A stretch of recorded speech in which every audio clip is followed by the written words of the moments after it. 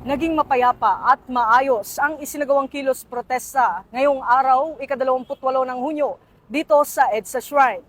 Gayunpaman, nananatiling nakaalerto ang mga tauhan ng Eastern Police District upang tiyakin ang seguridad at kaayusan hanggang sa tuluyang matapos ang aktibidad at makauwi ng ligtas ang lahat ng mga kalahok. Ayon kay Police Brigadier General Melesio Buslig Jr., District Director ng Eastern Police District, nag-deploy ang kanilang mga tanggapan ng kabuuang 1,087 PNP personnel upang magsagawa ng crowd management, traffic management at seguridad sa lugar. Batay sa tala ng EPD, humigit kumulang 1,750 na rallyista ang nagtipon sa EDSA Shrine bago nagsimulang magmarcha patungong White Plains, kung saan isinagawa ang programa ng White Ribbon Movement Rally. Ayon pa kay Police Brigadier General Buslig, wala namang naitalang anumang untoward incident sa buong isinagawang aktibidad. Dagdag pa niya, wala na rin silang inaasahang karagdagang mga rallyista na darating sa EDSA Shrine.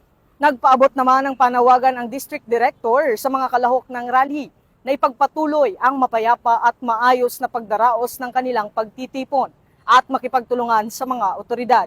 Hinimok din niya ang mga nakaatas na pulis na patuloy na pairalin ang maximum tolerance, igalang ang karapatan ng publiko sa mapayapang pagtitipon at tiyaking ligtas at maayos ang pagtatapos ng aktibidad.